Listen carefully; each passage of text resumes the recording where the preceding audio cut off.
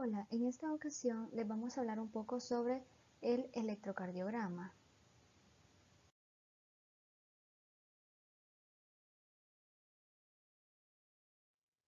¿Qué es un electrocardiograma y cómo se registra? El electrocardiograma es un gráfico en el que se estudian las variaciones de voltaje en relación con el tiempo. Consiste en registrar en un formato especialmente adaptado la actividad de la corriente eléctrica que se está desarrollando en el corazón durante un tiempo determinado. La actividad eléctrica del corazón recogida en el electrocardiograma se observa en forma de un trazo que presenta diferentes deflexiones que se corresponden con el recorrido de los impulsos eléctricos a través de las diferentes estructuras del corazón. ¿Cómo se registra el electrocardiograma? El papel en que se registra el electrocardiograma es termosensible y por lo tanto no requiere del uso de tinta. Los valores de las cuadrículas dependen de la estandarización. La estandarización que normalmente se utiliza para registrar un electrocardiograma es la de 1 milivoltio.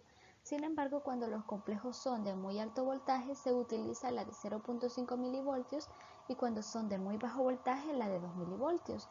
La velocidad a la que corre el papel también se puede seleccionar desde una parilla diseñada específicamente para este fin.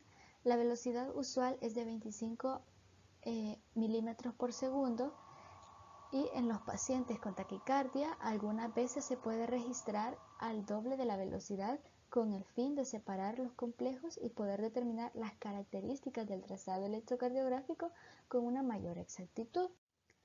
La corriente eléctrica generada por la despolarización auricular queda registrada en forma de la onda P, mientras que la generada por la despolarización ventricular queda registrada en forma de las ondas QRS, que forman en conjunto el complejo QRS. La repolarización ventricular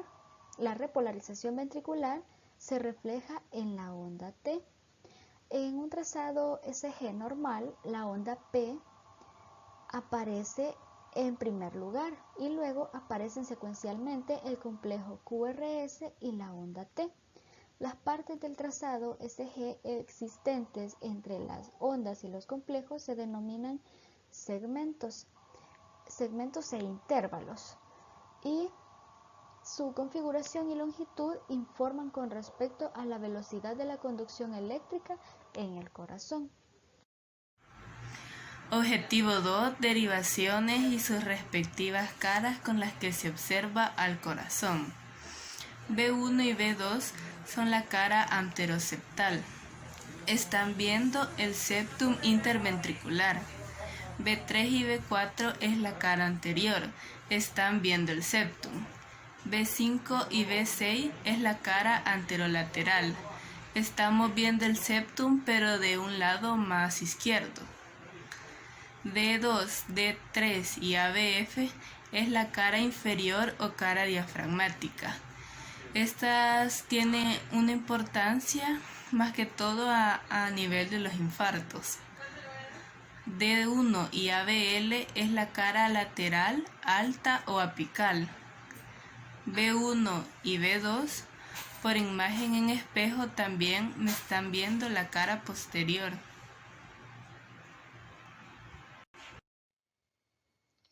Objetivo número 3. Explicar el automatismo cardíaco. Explicar por qué el nódulo sinusal es el marcapasos del corazón y qué frecuencia cardíaca hay cuando el marcapaso es nodo AB o haz de Purkinje.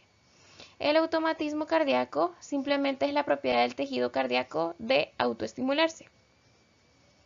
La figura que se observa muestra el sistema especializado de excitación y conducción del corazón, que controla las contracciones cardíacas. La figura muestra el nódulo sinusal, en el que se genera el impulso rítmico normal del corazón, las vías internodulares que conducen impulsos desde el nódulo sinusal hacia el nódulo auriculoventricular, el nódulo auriculoventricular, en el cual los impulsos originados en las aurículas se retrasan, el haz auriculoventricular, que conduce los impulsos desde las aurículas a los ventrículos, y por último, las filas de Purkinje, que conducen los impulsos cardíacos por todo el tejido de los ventrículos. porque el nódulo sinusal es el marcapasos natural del corazón. El nódulo sinusal controla el latido del corazón porque su frecuencia de descarga rítmica es más rápida que la de cualquier parte del corazón. Pregunta número 3. ¿Qué frecuencia cardíaca hay cuando el marcapaso es nodo AB o haz de Purkinje? Las fibras del nódulo auriculoventricular descargan una frecuencia rítmica intrínseca de 40 a 60 veces por minuto, y las fibras de Purkinje lo hacen a una frecuencia de entre 15 y 40 veces por minuto. Estas frecuencias son distintas a la frecuencia normal del nódulo sinusal, que es de 70 a 80 veces por minuto. Mi nombre es Débora Arlet Lechuga y le voy a hablar acerca del cuarto objetivo. La interpretación del electrocardiograma no consiste en hacer un análisis aislado de una determinada derivación. Debe de ser analizado en un conjunto y siempre considerando el estado clínico del enfermo. Para el estudio debemos de hacer un análisis secuencial y sistemático. Continuando con el cuarto objetivo, les voy a hablar acerca de cómo leer un electrocardiograma. Lo primero que debemos de hacer es estar seguro que esté bien realizado. Debemos de determinar si los valores de la velocidad del papel y de la amplitud son normales. De segundo, tenemos que calcular la frecuencia cardíaca. Lo primero que siempre debemos de hacer es determinar la frecuencia cardíaca, al menos saber si estamos ante una taquicardia, una bradicardia o una frecuencia cardíaca normal. De tercero, tenemos que analizar el ritmo cardíaco. Debemos de determinar si los complejos QRS son rítmicos. Se observa si los intervalos RR, lo cual son la distancia de dos QRS, son similares. Los tipos de ritmo cardíacos pueden ser: tenemos el ritmo sinusal. Este requiere que cada complejo QRS sea precedido de una onda P positiva en D1, D2 y D3. Luego tenemos la taquicardia sinusal, el cual es el ritmo sinusal con frecuencia cardíaca mayor de 100 latidos por minuto. También tenemos la bradicardia sinusal. Es el ritmo sinusal con frecuencia cardíaca menor de 60 latidos por minuto. Y por último tenemos la arritmia sinusal. Todos los complejos son normales precedidos de la onda P, pero la frecuencia cardíaca es irregular. Esta aumenta con la inspiración y disminuye con la expiración. Constituye una variante normal. Como cuarto paso tenemos la valoración del intervalo PR. Aquí se debe medir el intervalo PR normal, que es de entre 0.12 segundos y 0.20 segundos desde el inicio de la onda P hasta el inicio del QRS. El quinto es la valoración del intervalo QT. Aquí se debe medir el intervalo QT desde el inicio del complejo QRS hasta el final de la onda T. El intervalo QT varía en dependencia de la frecuencia cardíaca, por lo que se debe corregir su valor según la frecuencia cardíaca. El intervalo QT corregido es normal entre 350 milímetros por segundo y 440 milímetros por segundo. Como sexto tenemos el eje eléctrico cardíaco. Es uno de los pasos del análisis del electrocardiograma que más trabajo suele costar.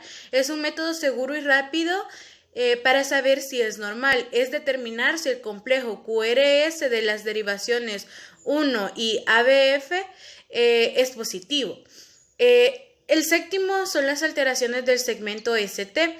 El segmento ST es la línea entre el final del complejo QRS y el inicio de la onda T. Debe ser isoeléctrico y para estar seguro si está descendido o elevado se deberá comparar con el segmento PR o, en caso de duda, con el segmento TP, que este es entre la onda T del latido previo y la onda P del latido analizado. Como octavo tenemos valorar todas las ondas e intervalos. Para finalizar el análisis se ha de valorar cada una de las ondas e intervalos del electrocardiograma que no hayamos valorado previamente. En condiciones normales se reúnen las siguientes reglas. Como regla 1 tenemos que en cada derivación los latidos que se registran se suceden en forma regular y todos tienen una morfología similar. Como regla número 2 tenemos que cada complejo QRS es precedido de una onda P positiva en todas las derivaciones excepto en ABR. La onda P se encuentra separada de cada complejo en forma clara por no menos de un cuadro pequeño y no más de 3 cuadros pequeños. Como regla 3 tenemos que el complejo QRS es predominantemente positivo en las derivaciones de 1, de 2, de 3, ABL y ABF, excepto en ABR, en que es negativo. En ABL puede ser equifásico, una positividad y una negatividad de igual tamaño. Continuando con las reglas, la regla número 4 se divide en tres literales. Literal A, en las derivaciones precordiales tiene la morfología RS en B1. Literal B, en la B6 tiene morfología QR, en ocasiones existe una S pequeña. Literal C, las derivaciones B2 a B5 progresan paulatinamente entre estas dos morfologías frecuentemente. B3 muestran transiciones intermedias RS. Regla número 5. No debe existir una onda Q en ninguna derivación mayor de un tercio del total de QRS o de más de un cuadrito de ancho. Regla número 6. El ancho de QRS no debe ser mayor de 2 cuadritos y medio, o sea, 0.10. Regla número 7. La onda T es positiva en todas las derivaciones periféricas excepto ABR, que es negativa. Regla número 8. La onda T es frecuentemente negativa en B1 y B2, especialmente en mujeres y niños, pero si es así, su porción descendente es más larga que la ascendente. Regla número 9. El segmento TS debe estar alineado con el segmento PR y con la línea isoeléctrica que une la onda T con el siguiente complejo. Se toleran como normales derivaciones hacia arriba o hacia abajo, no mayores de medio cuadrito.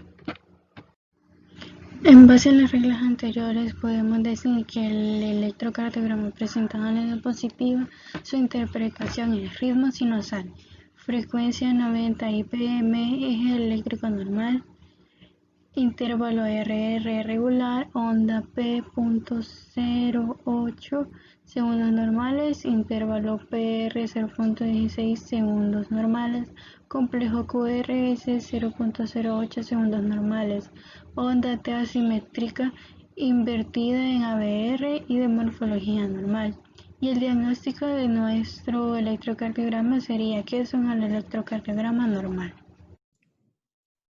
Mi nombre es Selvin Valdemar López y el día de ahora vamos a calcular un poco de lo que son los trazos del electrocardiograma y vamos a explicar un poco el método que se utilizó para calcular. Bueno, primeramente podemos observar en el trazo A, dice, en el trazo A podemos observar que según la gráfica, que esta presenta un ritmo regular. Y es decir, que no se presentan variaciones bruscas en el ritmo de la gráfica. Luego de eso también podemos observar y podemos pasar a calcular el ritmo cardíaco, en este caso con un ritmo regular por medio de la fórmula, que sería ritmo regular, que será igual a 300 entre los cuadros grandes, y ritmo regular igual a 1500 entre los cuadros pequeños. Estas son las dos fórmulas que nosotros podemos utilizar para lo que es calcular el electrocardiograma. En este caso, para poder calcular los latidos por minuto del electrocardiograma.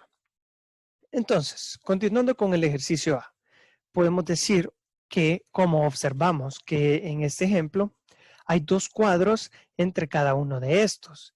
Entonces, esto nos indica que utilizaremos la fórmula de los cuadros grandes y nos quedaría de una manera así, tal que sería 300 entre 2, porque son dos cuadros, nos dará un resultado de 150 latidos por minuto. Entonces, el ejercicio A, podemos concluir que en el electrocardiograma presenta 150 latidos por minuto. Ahora pasamos a hablar un poco sobre lo que es el electrocardiograma B. Y lo mismo, como primer punto vamos a observar a simple vista que es un ritmo regular, con la diferencia que los complejos GRS no están finalizando en una línea fuerte, a diferencia del ejercicio A, que sí terminaba en dicha línea fuerte. Entonces, esto nos da una idea de cómo vamos a encontrar o cómo vamos a calcularlo. Entonces, ya no vamos a utilizar la fórmula de los cuadros grandes, porque no hay cuadros exactos. Entonces, vamos a pasar a guiarnos con los cuadros pequeños. Y podríamos decir, entonces, que son exactamente 13 cuadros pequeños entre cada complejo GRS y nos quedaría tal que así. 1500 entre 13 nos dará un resultado de 1500 latidos por minuto. Y eso sería el resultado, en este caso, del ejercicio B.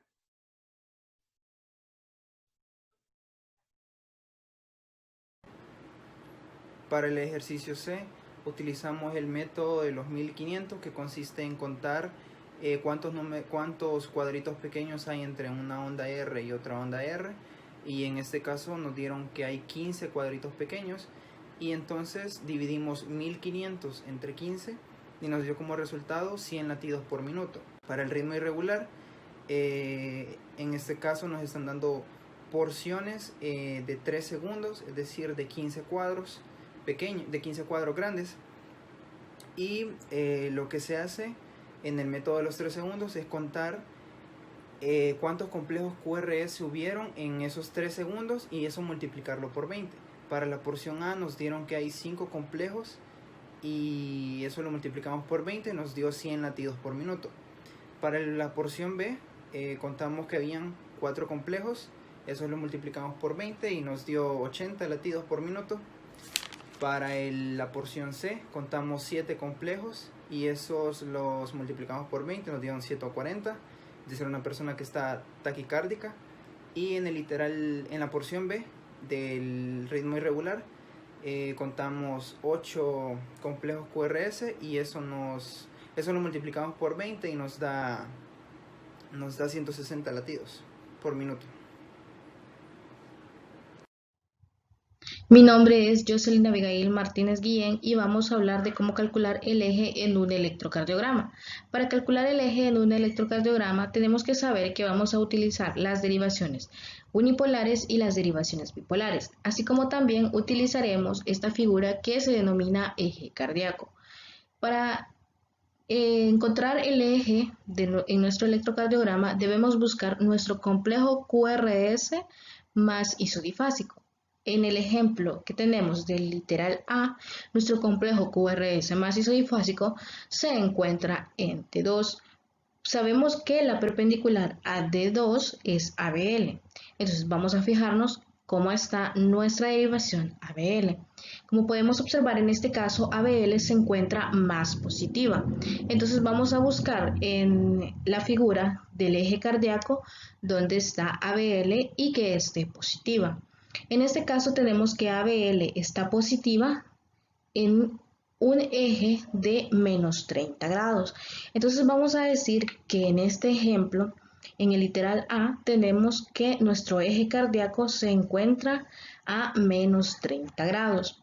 Vamos a ver el literal B. En el literal B tenemos que nuestra derivación más isodifásica está en ABR. Como sabemos, la perpendicular a ABR es de 3 y como vemos de 3 está más negativa. Entonces buscamos en nuestro eje cardíaco de 3 y que esté negativa. En este caso vemos que de 3 está negativa y está a un eje de menos 60 grados. Entonces en este electrocardiograma, en este ejemplo, vamos a decir que nuestro eje está a menos 60 grados.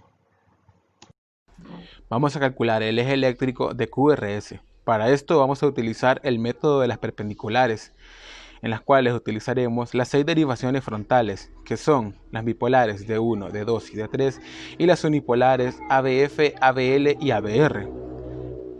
Y las vamos a ubicar en el triángulo de Einthoven. Vamos a buscar el complejo más isodifásico. Una vez localizado, Buscaremos la perpendicular de la derivación. Esto va a determinar la localización del eje eléctrico en la perpendicular de la derivación exodifásica. Vamos a calcular el eje eléctrico de los siguientes trazos del electrocardiograma. En el literal C vamos a buscar la onda más exodifásica, que sería ABF, ya que está orientado positivo como negativo. Y la perpendicular de ABF es de 1.